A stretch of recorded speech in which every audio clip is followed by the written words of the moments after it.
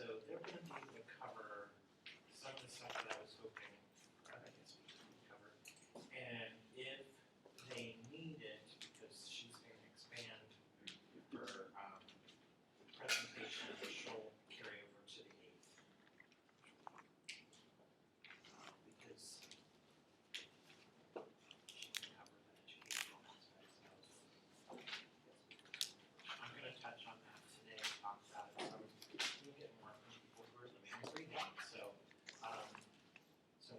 on Tuesday, it's your mini projects, and then the following 2 sessions are guest speakers, and then midterm. Can you believe it's already almost midterm? Can't believe it. So we've got an action-packed next few sessions. For our menu project, do we have to use Boardmaker, or can we just do it like For your menu project, is that what you're saying? No, you can.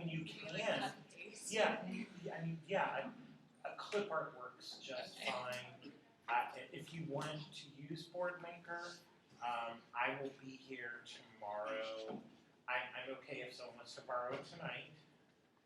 You can take it with you. You just have to sign in blood that you will not lose it or leave it somewhere. And then I will be here tomorrow beginning at noon. I'm going to be all day, so if people want to take it and use it down in the lab or whatever, that's fine. But I'm perfectly okay if you use clip art or whatever you want. I have some people that actually collected items from their favorite place, and so they could actually use the objects. So feel free to get creative. But remember that part of it is that you have to not only make it, but actually use it and report back on how it went, because that's where the real learning takes place. When you forget that, oh, I didn't have a way to tell them this, or oh, I didn't have a way to tell them that. And that's okay. I'm not going to penalize you for that. You learned from it, so that's great. But yeah, so you don't have to. Don't feel compelled that you have to use Boardmaker. If that were the case, I would have been saying all along, hey, no one's coming to my office to borrow Boardmaker. I do get scattered at times, but it's quite that. Yes, ma'am. So when you're making the menu and using it at the restaurant by Tuesday, And that shouldn't be a shock. That's been in the syllabus all semester.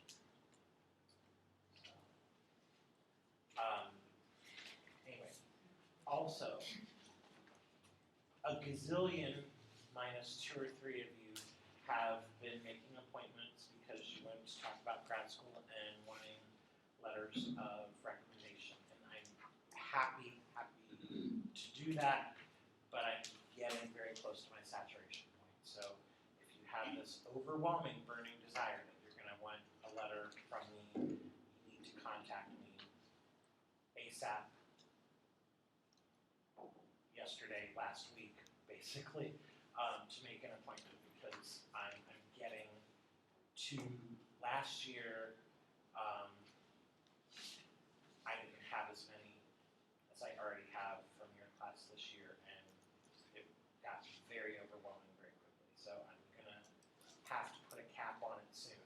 That's no offense to anyone, but you get to the point where, hey, I can't really do anymore and do a nice job with it. So anyway, just throwing that out there. Time is drawing near. Okay, so we're going to talk about today assistive technology in the classroom. And there are really 3 ways that assistive technology is used in the classroom, but the goal for all of them is inclusion. Today's classroom is all about inclusion. What does that mean? When we talk about classroom inclusion.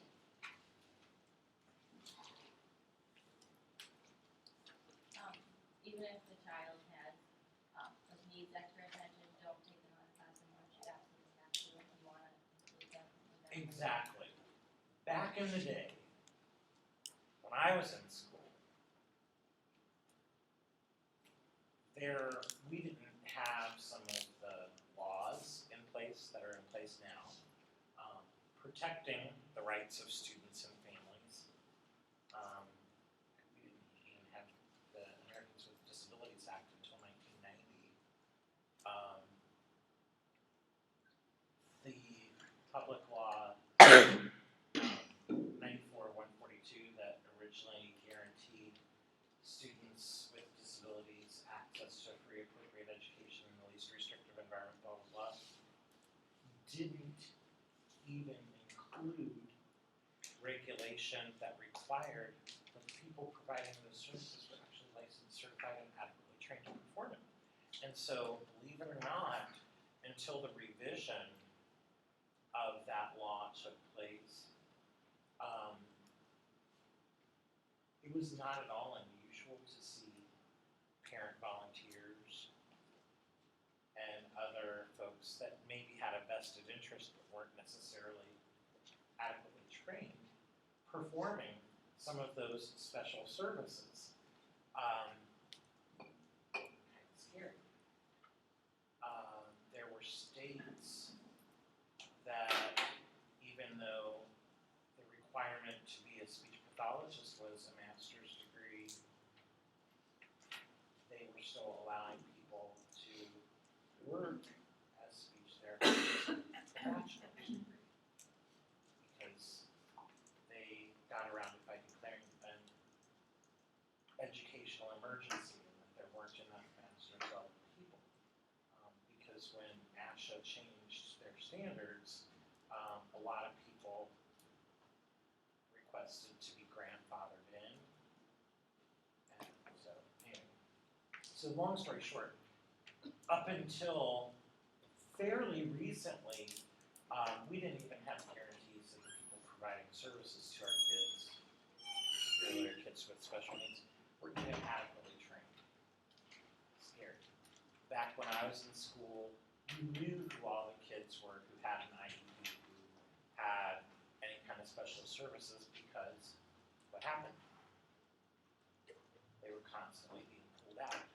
Or, more likely, they were just very infrequently brought in to your regular classroom.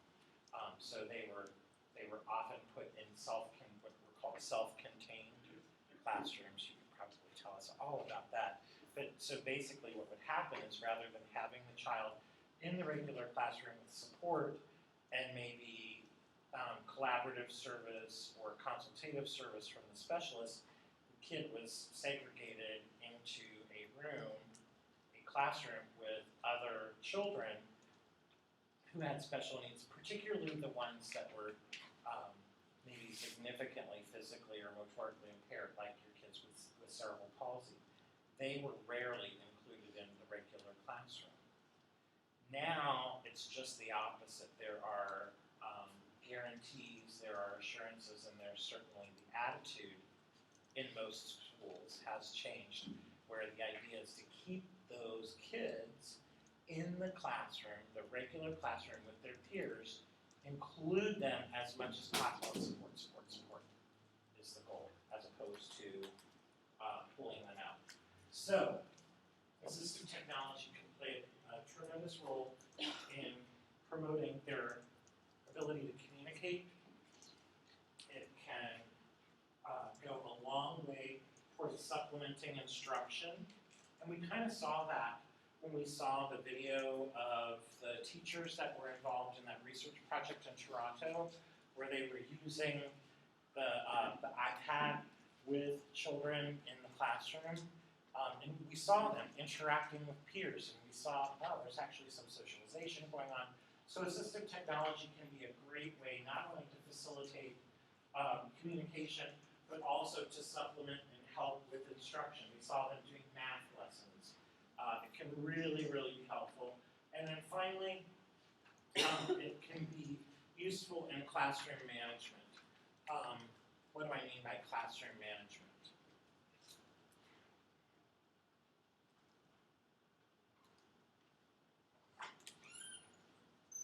Kids just sit in one place and not move around and do different things throughout the day?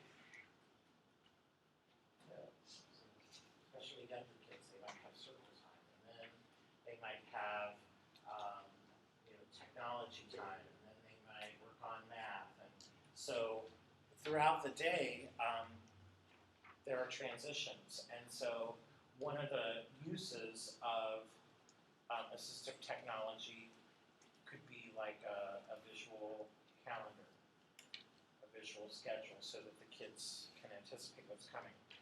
They can be used as a way of behavior modification. You know, we saw I think her name was Rosie, the little girl in the UK who was prone to outbursts and, very, destructive behavior. And through the introduction of assistive technology, she learned to start sharing and getting along, and actually to the point where her behavior improved so much that she was actually initiating appropriate interactions with other kids. So again, communication, instruction, and classroom management. Did someone have any hand up over here? I thought I saw a hand up. Just having a stroke. Alright, so classroom or educational inclusion is a buzzword. Have you not heard that multiple times in your classwork? All the time. No, really? No, all the time. Oh, yeah, all the time, because that's the key. The days when you had your own little special self-contained classroom are pretty much a thing of the past. You are very likely going to be working with a team, and you're going to be probably in and out of several classrooms providing supplement and support. I mean, is that kind of... Yeah, co-teaching Yeah. is becoming more Yeah. popular too. And so the whole concept of co-teaching, it's usually going to have the intervention specialist, you. It's going to have the regular classroom teacher, and it very likely will have a speech pathologist as well. So it's not even just two people, it's often an entire team. So you and the SLP and the classroom teacher are going to collaborate on who's doing the language lesson, who's doing, and how do we do that. And what's really cool, I think, is a lot of the things that someone who's an intervention specialist like yourself, it's the same way with SLPs, guess what happens? Every stinking kid in the classroom benefits. They found that time and again. When you do that co-teaching, that collaborative model, where you have different professionals involved in the curriculum and in the instruction, every kid benefits. When we do pull-out interventions, obviously, we're not going to see the entire classroom, doesn't even have a chance to benefit. Because only the kids that have a special need are going to get any kind of intervention. But even when we do consultative, where the person may come into the classroom and provide some support and maybe do a little bit, even the typical kids in that classroom, they see an uptick in some benefit to them, but the most ideal is when there's that collaboration, that co-teaching. And it kind of, why didn't we think of this before? Because it really does work and every kid benefits. It's like when they introduced Southfield FM systems into schools, every kid benefited.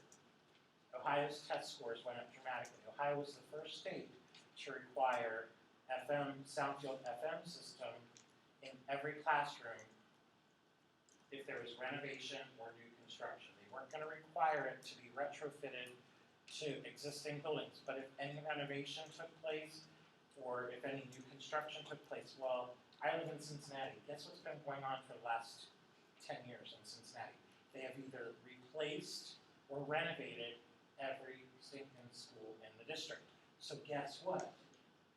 Every school in Cincinnati Public Schools is wired for FM. Guess what has happened during that time? Cincinnati Public Schools has become the highest ranked urban school district in the state and one of the highest ranked urban school districts in the country. People are coming from all over the country to look at some of the things that are happening. Now, it's just not introducing FM to the classroom, but does have a dramatic impact. They also have a lot of magnet schools so that kids can actually be directed towards programs that are of interest and maybe more appropriate for them.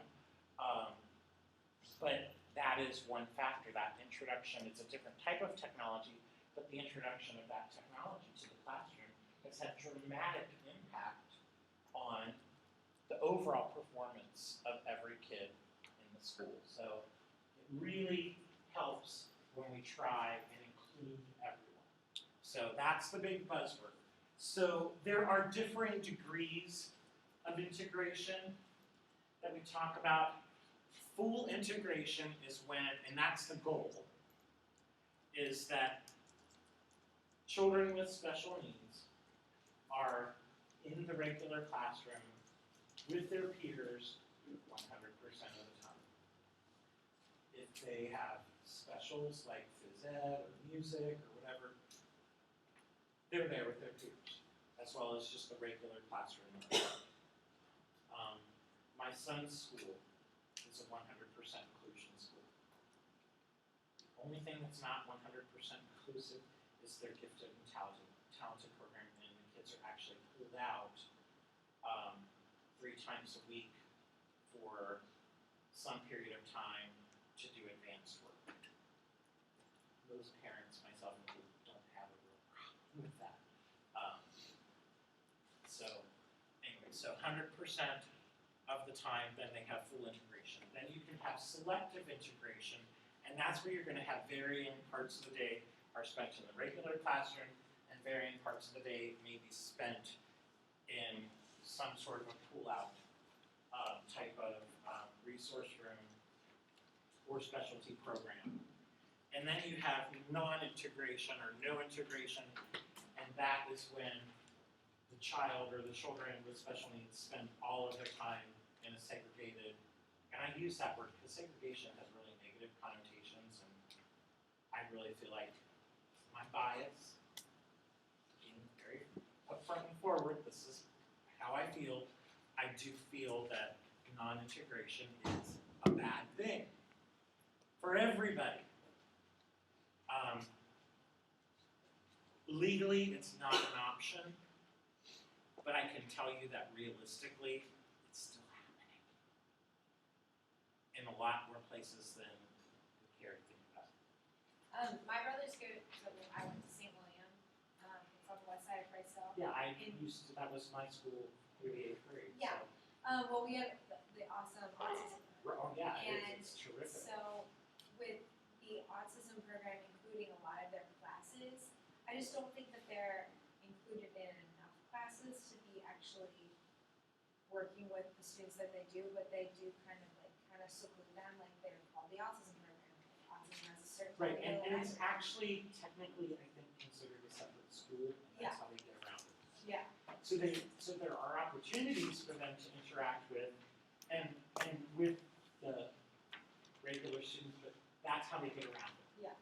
Because if it were just a program within that school,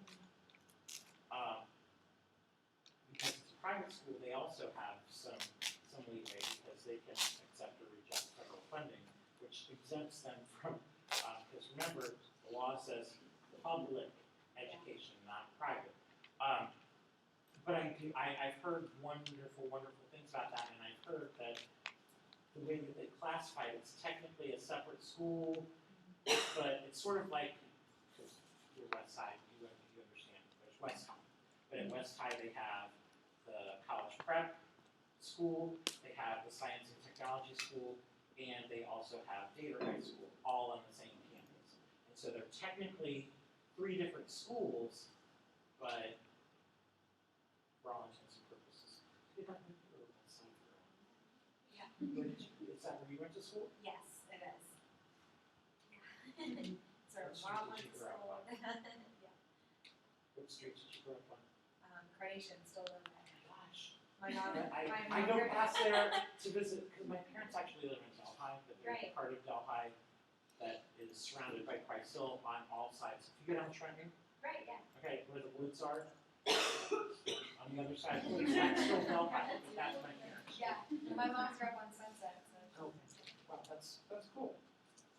old home. SBA 427.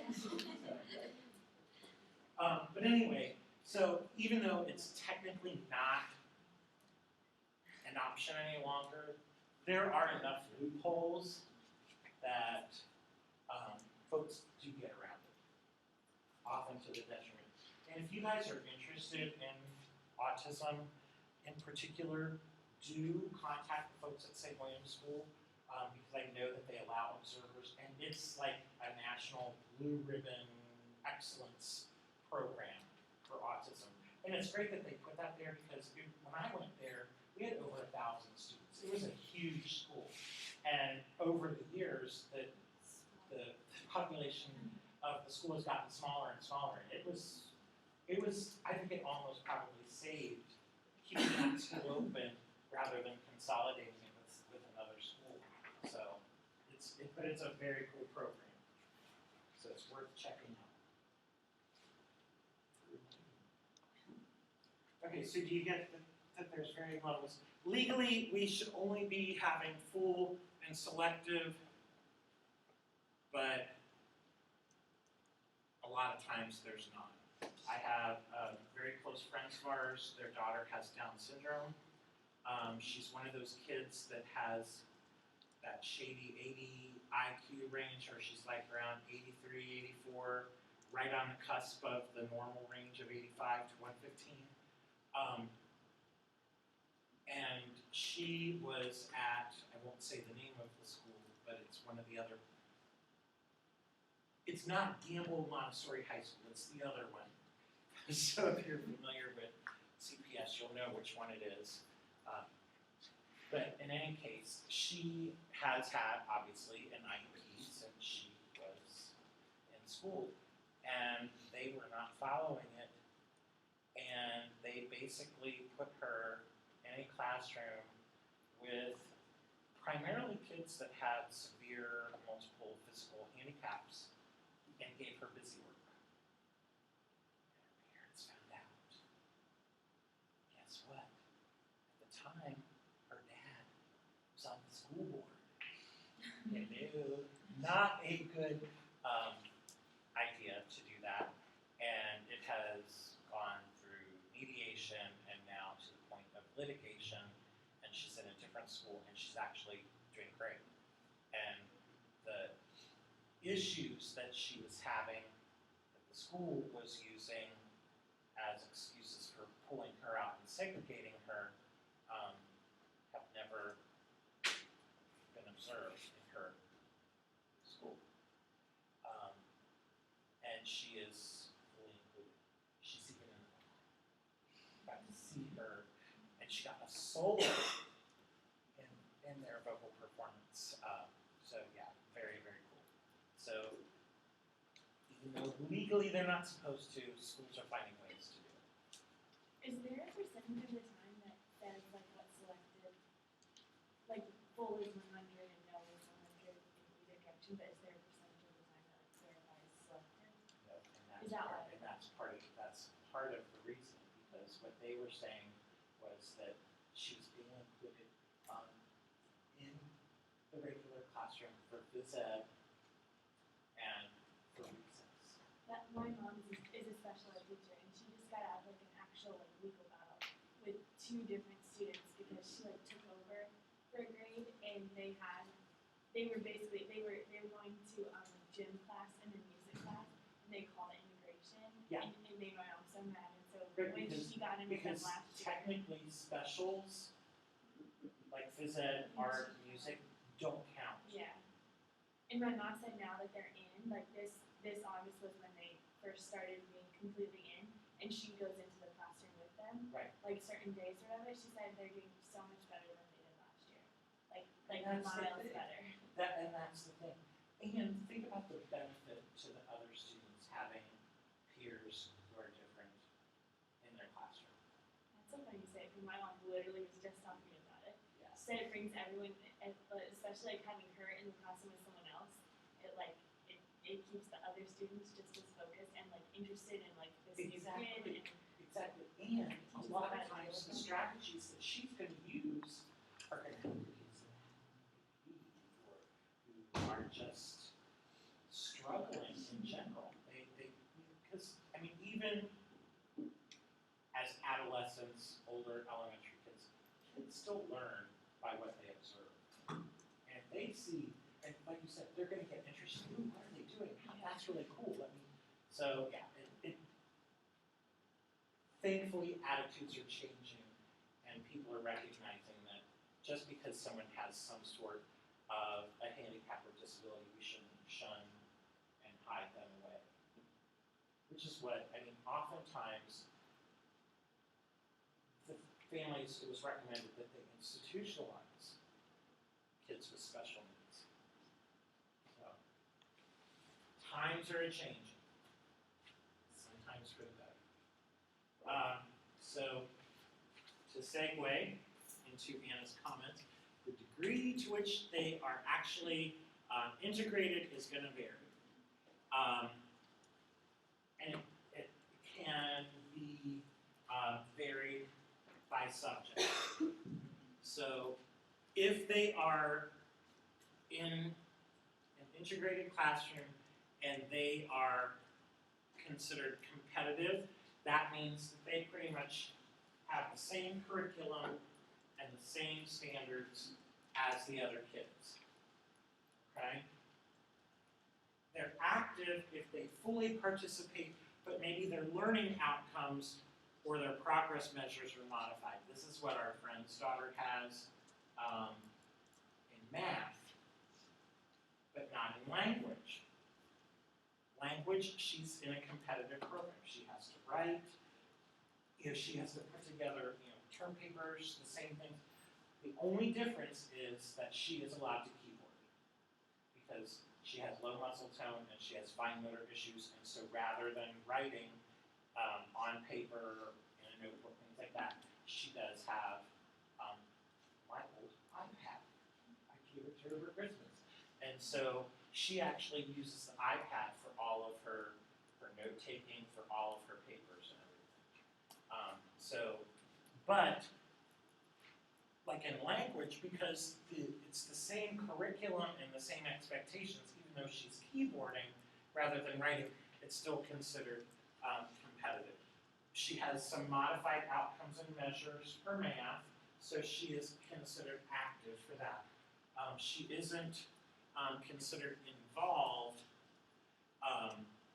in any of them because she's at a higher level. But involved means that the expectation is not academic. They don't have the same expectation of outcomes for children, but they want them to be included and integrated for communication, social, and or motor goals.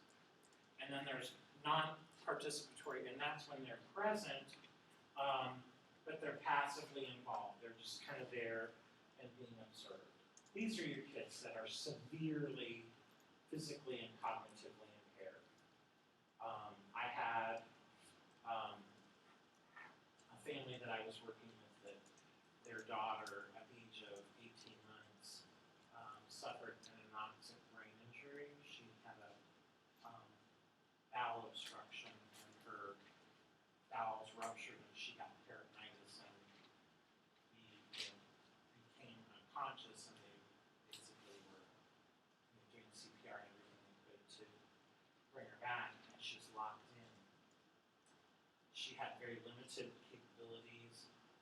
She was cortically blind. She had very poor head control, trunk control, and yet, if you told her a joke, she laughed appropriately. If she heard a story that was sad, she cried. If you asked her a yes/no question, she could indicate yes and no very consistently. We felt very convinced this was a kid who cognitively was still completely intact, but her brainstem was really damaged during the anoxic event, and so she was basically locked in. And unfortunately, she was in an inclusive classroom, so I mean, she was integrated, but she was basically treated as a non-participatory student because they was sheer laziness on the part of the school. Because she did have a consistent yes/no response. I felt like they could have used some sort of an auditory scanning access device for her because it did appear that her auditory comprehension was fine, and she could have used a switch activated by a head turn, I think, or even a sip and puff if they had tried. So it was very. She actually passed away. She just did like a couple months ago. She got an upper respiratory infection. They sent her to the hospital. We got, oh, she's doing much better. She's really, temperature's down. She really rallied. And the next day, got arrested. She passed away overnight. Totally unexpected, but it was frustrating because her mom called me because I had worked with her for a long time. I'd worked with her in First Steps, the early intervention program, and then I worked with her beyond that. And her mom called me and she goes, "You're never gonna believe it." What? She goes, "It's Natalie. I got a note from the teacher. They sent a note home from the teacher on Natalie." And I was like, "What happened?" She said, "One of the other kids got in trouble, and as Natalie was sitting there and heard the other kid getting in trouble, she burst out laughing uncontrollably, and her teacher had to have a lecture with her about it's not nice to make fun of other people." And she's like, I never would have dreamed after initially what had happened that my child was going to get a note sent home because she did that. She loved it because knowing and having seen video of her before this happened, that was her. She was this instigator, and then she pulled out so that the other person was left holding the bag. So it was neat to see that, at least to some degree, that personality was definitely still in there, because she got the biggest kick out of other people getting in trouble.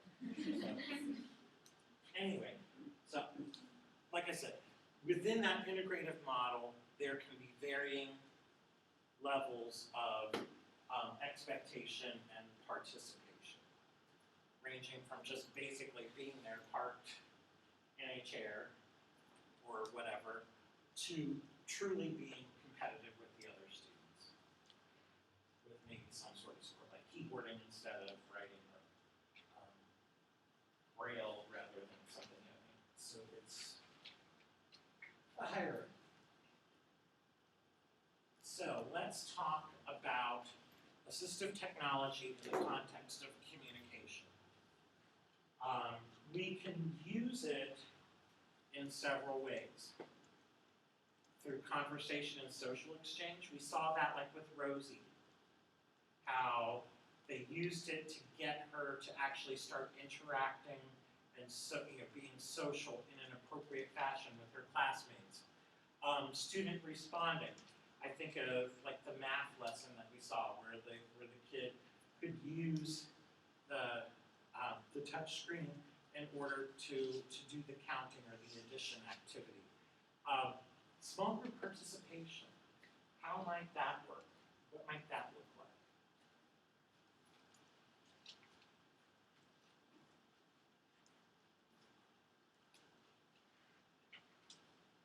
Maybe circle time. Maybe you're talking book. Some sort of an activity where assistive technology is being used in a small group lesson. My son's in a Montessori program, so all the classrooms have 3 grade levels represented. So like he's in what's called a 9-12 room, so it's 4th, 5th, and 6th grade. Well, the teacher may be over here with the 6th graders debriefing on, they just got back from Camp Joy. And part of Camp Joy is they see a play, an outdoor play about the Underground Railroad, and they actually are involved in it. They are the slaves that are caught by the bounty hunters, and there's a slave auction, and all this stuff goes on. And so I know today, it's their first day back, the teachers are going to be taking the 6th graders in each classroom and kind of separating them out and doing kind of debriefing and a history lesson related to all things slavery and the Underground Railroad. Whereas the teaching assistant that's in the classroom, the instructional assistant, is gonna be working with the 4th and 5th graders on whatever, their regular lessons are. And maybe they are also going over this, but it's gonna be in a different method. So there's a smaller group. So in those cases, it could be socialization, it could be conversational exchange, but it also could be adaptive, integrative activities, like them being able to respond and answer questions related to a story that they've read. So it's not just individual one-on-one interaction, it's actually within a group. For projects and presentations, we saw the young lady that was the college student that always was flirting with the football players, but she talked about how she would use it to write all of her papers, and she would use it, she made a speech, so that's another way. What are some other ways that you could see assistive technology use where the primary focus or the primary activity is communication of some sort? Can you think of any others?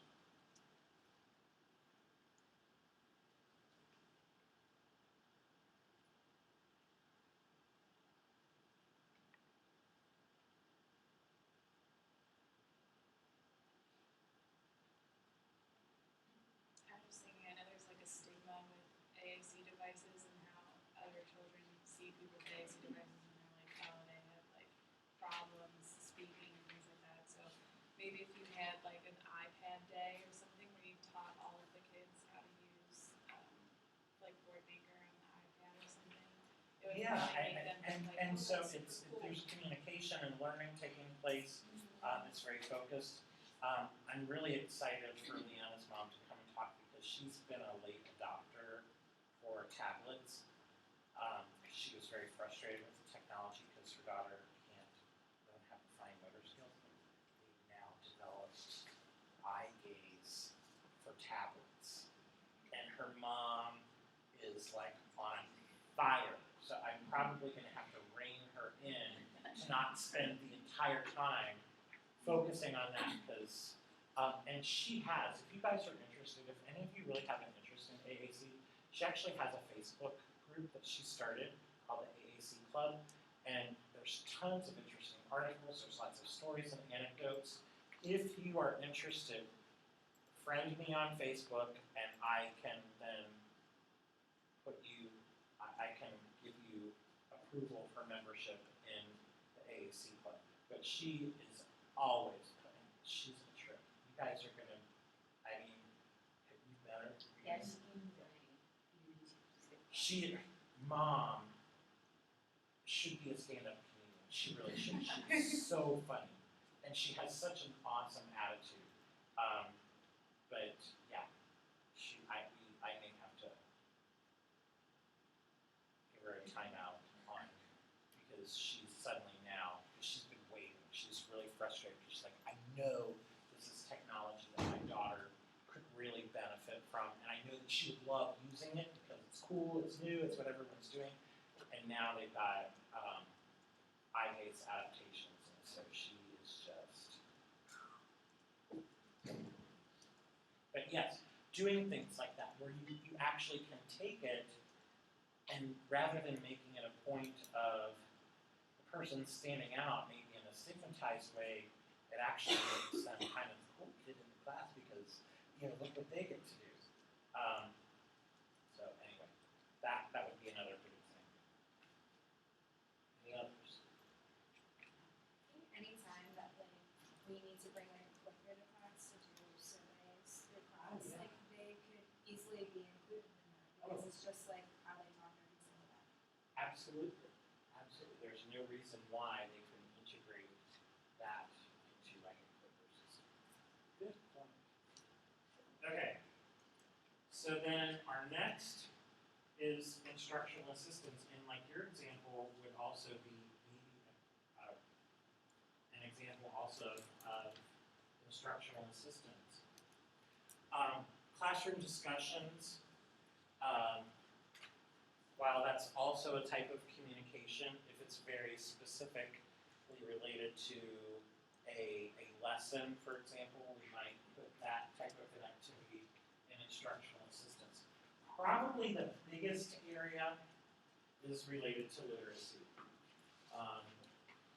That is one of the hot topics continuing in education, and that is literacy, because the child's level of literacy is an excellent predictor of overall and future academic success. If a child is behind in their reading, writing, and spelling skills at the 3rd grade, there is a dramatic increase in the likelihood that they will not complete high school, that they will not experience academic success. Very, very strong predictor. So, ways that we can incorporate AAC into literacy, things like the talking books, use of the device for writing papers, spell check, things like that can help. So, very, very useful tool. You mentioned clickers. Well, it could also be used for test taking. If the child has an integrative device, especially like the touchscreen types of devices, and if it has internet access, they can set up tests, sort of like we, I don't know if you've ever taken any quizzes or tests online in Nika before, but that can be set up so that the child is able to take the test that way. Note-taking, homework, again, there's projects and presentations. So anything, any method that AAC is used where it helps improve or incorporates the instructional experience, we're going to call those instructional assistants. Okay? And then we have classroom management. And we talked about using visual schedules and calendars, helping modify or shape behavior, and then the socialization. Those are pretty straightforward. If you had to, let's say, you were doing a lesson with a child or children, or you were having a therapy session with them, do you feel like you would be comfortable taking like either board maker pictures or clip art or whatever and making a visual schedule for the session?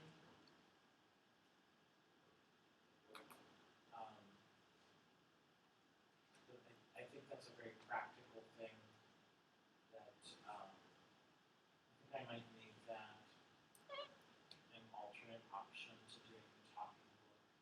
It's coming up with a visual schedule for a child or a group of children throughout their day, and then specifically like one specific thing, like maybe language time or reading or whatever, and actually then do a specific one just for one of those, because you could have one for each thing. You could have, okay, this is our master schedule, first we do this, then we do this, then we do this. But then within each of those things, you could also have a separate one. So I'll throw that out there if you would rather than doing some sort of a talking book. If you would like to do a simulated daily schedule, visual planner schedule for a child, and then take one of those specific activities that they would do throughout the day and subdivide it. It's like maybe you're going to do speech therapy lesson and whatever, you're going to have to get creative on what are your goals going to be, and then what would your activities be to address those. I'd want at least 3 items with that. Emphasis on the at least. And I'll put out a reminder about that with supplemental instructions so that if you want to substitute. Because I had massive revolts from people not wanting to do the talking book. And I understand that, but it's really kind of cool. And once you learn how to do it, you save your template. It's really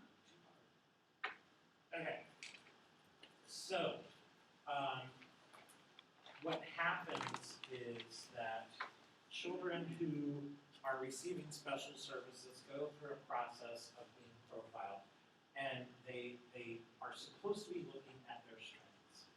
So they're looking at how is this child different, but what are their strengths that will help decide, are they in a fully inclusive, are they in a partially inclusive classroom?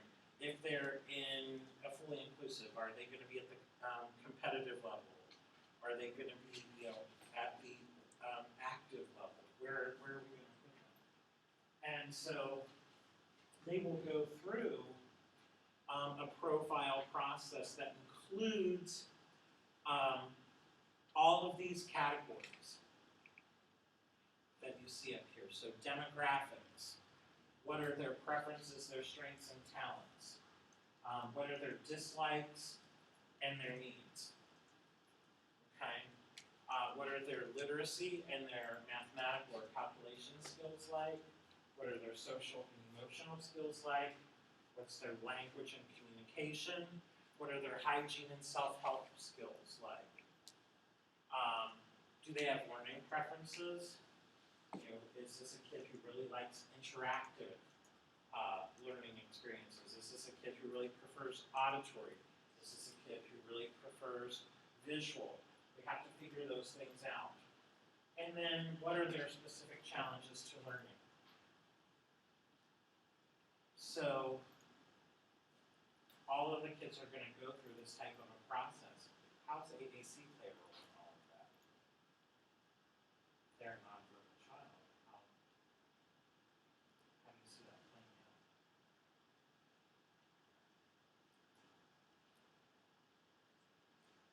Just talk about it.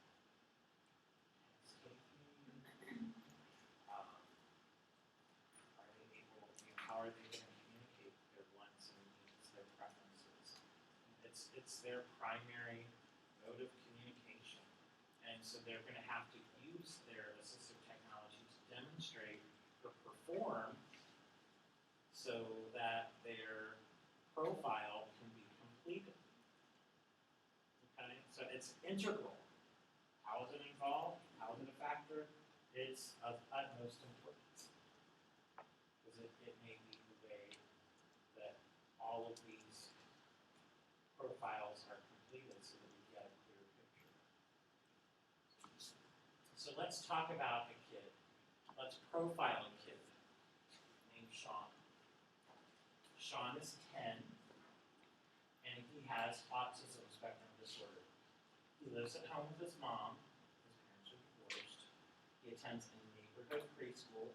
It's Montessori. Gee, I wonder where this case came from. Classes are age-based. 3 to 6 is pre-K through K. 6 to 9 is 1 to 3, and 9 to 12 is 4 to 6. He's selectively integrated and involved in a 9 to 12 classroom. He typically participates in lessons and work of the younger age cohort. So even though he's not a 4th grader, that's basically the stuff that he's doing. Okay? He loves numbers, sorting, manipulables, gee, what a surprise, books, and anything to do with wild animals. He likes being around other kids, but he doesn't necessarily like engaging. He does like being there with them. He loves his table books. And boy, was it hard when 6th graders graduated and were no longer there. And now he was a 6th grader. The little kids are now 5th graders, and there's a whole new crop of workers. You were talking about transitions. That was a nightmare for him. But anyway, so he really was sociable, not necessarily social. Likes patterns, order, and predictability.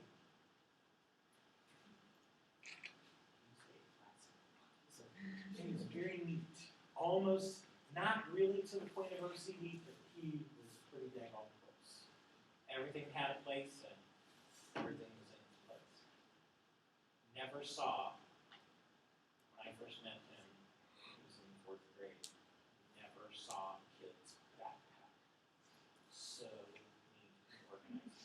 Wills, I want to use a stick. And I'm like afraid when I open it to put his lunch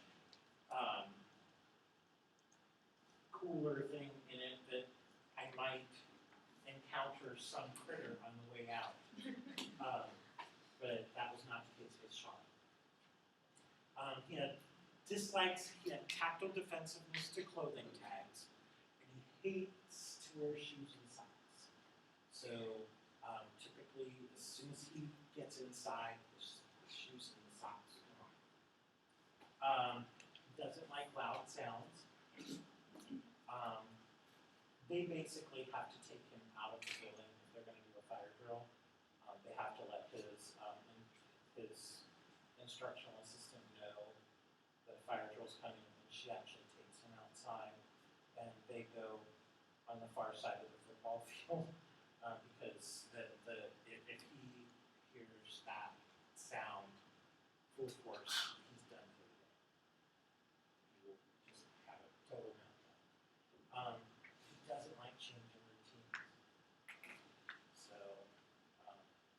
again, nothing real surprising. Literacy and number skills. He reads at a first grade level and he has very good sight reading skills. He can count to 100 and beyond, and he can add and subtract up to 3-digit numbers. Actually, he's beyond that now most of the time. He has good basic concept, simple color, shape, size, order, first, last, next, those types of things. And he's very good at matching. He loves any kind of matching game. Loves. Social and emotional. He's very eager to please. He loves verbal praise. If you tell him he's done a good job, he's going to be proud and pleasant to be around for the next half hour at least. He likes stickers, and he loves high fives. And he'll even say that to you if he does it. If you say, "Oh, Sean, that was really good. High five." And so, which is really kind of cool because he never used to initiate. He would wait for you. Well, now he realizes, hey, it's okay if I'm doing a good job. I can say, hey, give me a high five. So it's been kind of cool to see him because he's been in my son's class from day one. They were pre-K together, and now they're graduating from 6th grade this year. So anyway, so he has pretty good behavioral control. When he's upset, other than like a fire alarm, he tends to withdraw and pull back. And there have even been times where like he'll go behind one of the bookcases and just kind of lay there in the fetal position. Thank goodness it's Montessori, so there's carpets and pillows. So he gets comfortable, but he'll often rock. So you know something's up. And what's really interesting, it was really hard for him when he moved into the 9-12 program. He had what they call a Velcro aide up until that point, meaning that in addition to the teacher and the instructional assistant for the whole classroom, he had an individual person that was with him all day long. They did away with his Velcro aide when he moved into the upper grades, and that was really hard for him. And now he's great, and they were afraid because the IA for his classroom resigned, and his former Velcro aide is now instructional assistant in the classroom.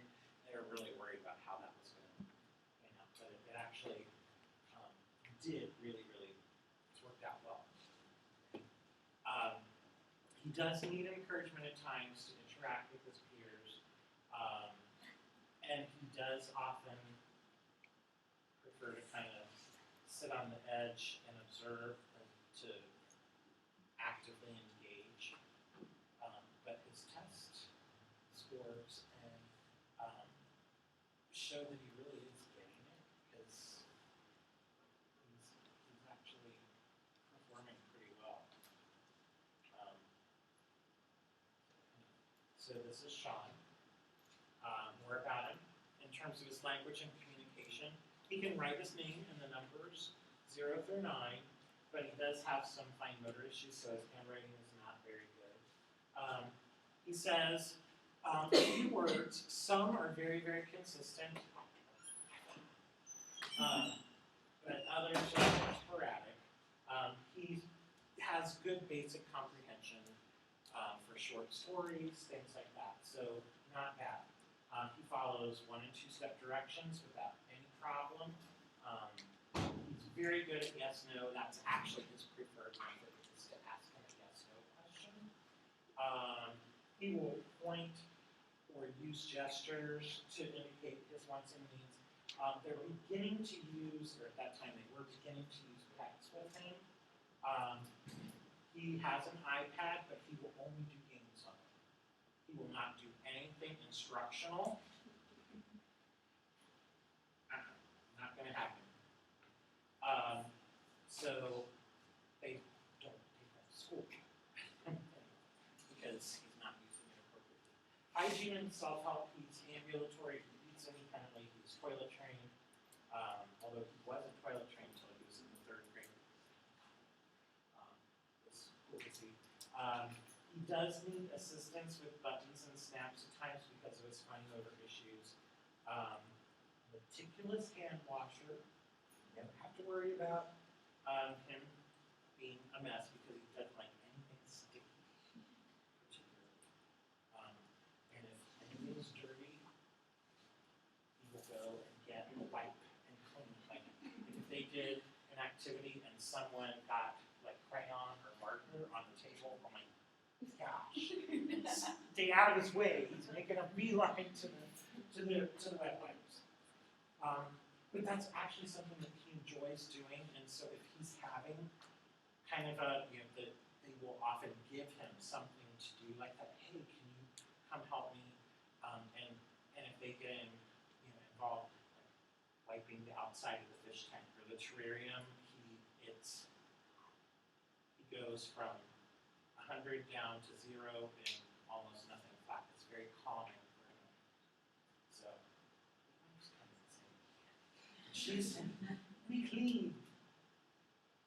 So anyway, learning preferences. He's very much a visual and tactile learner. Very hands-on. Loves hands-on stuff. Loves to manipulate and take things apart. I think he could probably be a very good mechanic or some sort of a technician because he has good. He has good visual spatial skills. He's good at matching. So I think there's potential that he could do some sort of a job like that. He likes to have choices. But I mean, he really does like to have choices that are clearly defined. He does really, really well with a picture schedule. That really helps keep him focused and on task. And of course, the verbal praise that I mentioned. He does need frequent breaks. His attention span is not the greatest. But it's not, squirrel. He's not like that. But he does need frequent breaks and redirection. If it's a complex task, he needs it broken down into more manageable steps. He tends to perseverate on favorite activities. That's why he's no longer allowed to bring the iPad to school with him. Or one of the reasons why. And he does need extra time and encouragement for transitions. Okay? So, getting a picture of what Sean's like. So with that in mind, can you think of a communication need and a goal that ABC might solve? An instructional need and a goal, and a behavioral need and a goal for him, based on this profile.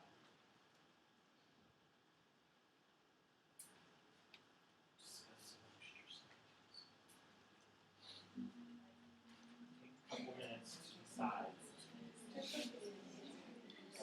So, knowing what you know about our buddy Sean,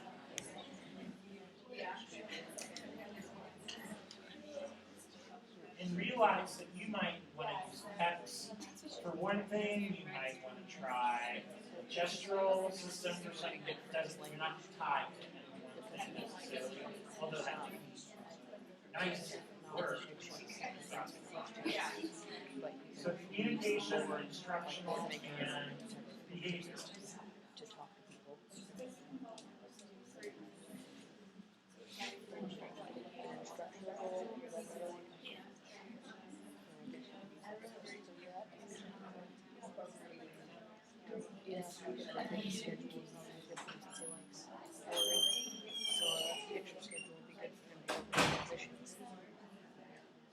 We can't learn anything, I guess.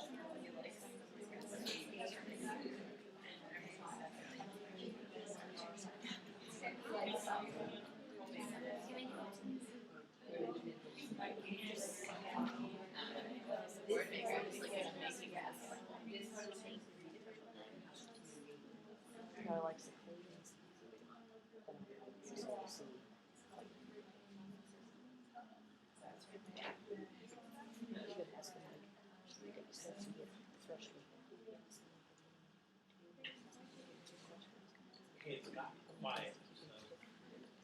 Who has a good, goal and use of AAC for communication?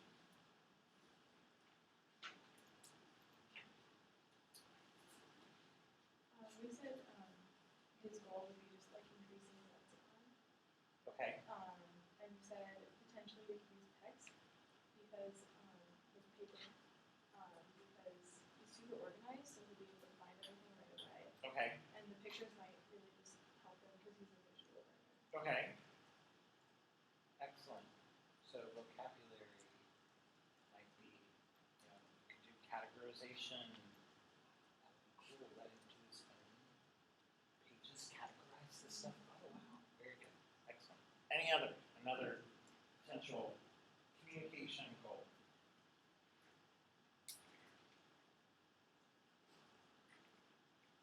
How about he will learn basic subject, verb, object, grammatical form using PECs. I want blank. I need blank. Not rocket science, that one. But it says that he's trying to use 2 and 3 word combinations. So let's get him the most basic grammatical form, the first grammatical form that kids learn. Yeah.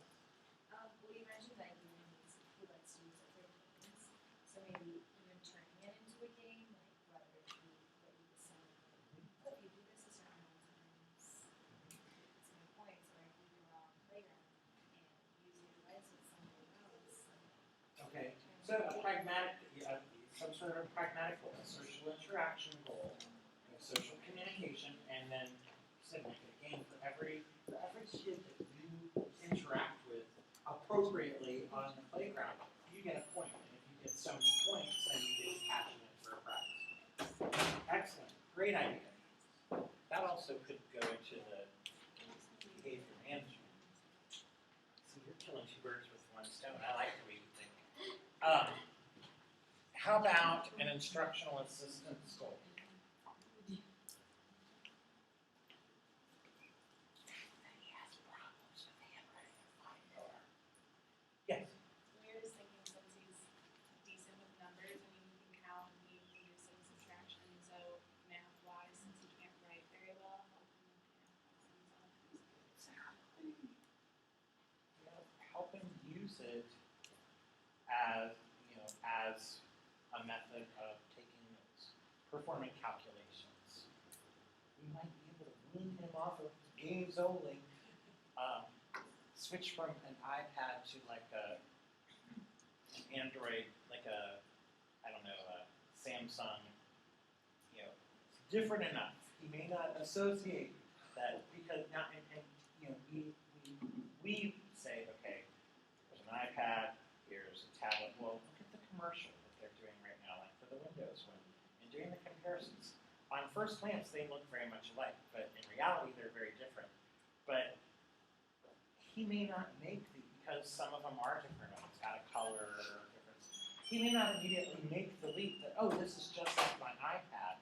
And especially if they don't immediately load it with a bunch of games, it's like, okay, he didn't just figure out how to go to the App Store, put in the password, download these games. Someone had to do it for him. Be the adult. Don't put it on there. So then he'll learn, or buy one that's a new freaking color so that he can differentiate. In this one, you don't put any of that stuff on it. And so he knows.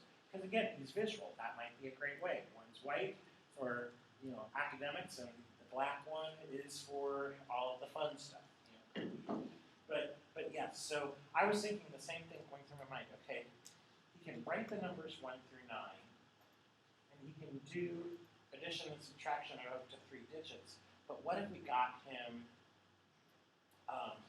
using that to work on math lessons or to take notes? Or, right, exactly. Yeah, even though he only writes 0 through 9, if he can do 3 digits, he knows up to the hundreds. Could we bump that up to, because you never know. Yes. I know there's an app called Letter Score too, but it works on like handwriting and writing numbers and gives touch points and stuff, so you can improve your handwriting that way. So even if you use it as a game for him, he doesn't even know that he's actually Exactly. working on No, so great. So you guys, I think you guys get it. That as we integrate and include children with special needs into the regular classroom, if they are users of AAC, that's going to come right along with them, and we have to find ways to make it work. But then again, there are some children that maybe they don't have to use assistive technology as their primary mode of communication, but can you see ways that can be adapted to use for certain activities, for certain educational goals? And things like the visual schedule, everything in the classroom is going to benefit from that. That's what I think really good intervention specialists do, is they take the things that they're doing for the kids with special needs and try and make it something that all of the kids in the classroom can benefit from, so that it helps reduce that stigma and that sense of segregation. Because kids are sad. And it doesn't take a lot for them to figure out that, ooh, this is different, So if we can minimize the stigma, the negative aspects of that. Questions about classroom integration and use space? It's gonna be a silly question, but if a kid won't be able to be an active participant in, let's say, a metal, like a metal shop, that's not what I'm trying to do, like a shop? Yeah, like a shop class. Mhm. Would that be an area to say that, like, to not take them in, or would it still be, if it's gonna be difficult Well, for them because to passively be there because right. of safety reasons? Right. So you would probably, shop is usually an elective, you would probably choose a different one. But what if they're like interested in that? Does that make sense? Is there ways to create something else? I'm sure that there are. I just, right off the top of my head on the spot, I can't think how we would necessarily do. I guess your outcome, you would have to adjust your educational outcomes, and so it would probably be a non-participatory. Right. Because obviously, if they don't have the fine motor skills to safely run the equipment. Yeah, let's have Johnny, who has aphatite spastic quadriplegia, use the bandsaw. Yeah. But I just really interested in that. I know it's. Sure, no, well then, but then, if he is or she is, then it becomes not their problem. The school's gotta figure out a way to get them there. So I guess that's the easy answer. They gotta make it happen somehow. I'm just glad it's not my Yeah. responsibility. I have probably for, in the top 5 professions that I have the most respect for, this includes like police officers, first responders, behavior and intervention specialists in the schools. Stuff they do. We have my son's school, the intervention specialists are amazing. Well, actually, one of the intervention specialists is the gifted and talented person that Google works with, because I think we get so focused on intervention specialists, special ed teachers, work with kids that have problems. They can also work with kids that have gifts and talents. So, but I'm blown away. I just have the most respect for you because you're going to be having as much of an impact as we like to pat ourselves on the back for having spent the day. Absolutely amazing. So kudos, because, and we need, I mean, there's a critical shortage. There are school districts that are declaring educational crisis, and they're giving temporary licenses for people to be intervention specialists who have absolutely no training whatsoever. That's scary. So, thank you. Any other questions? All right. Have an awesome weekend. We've got fun week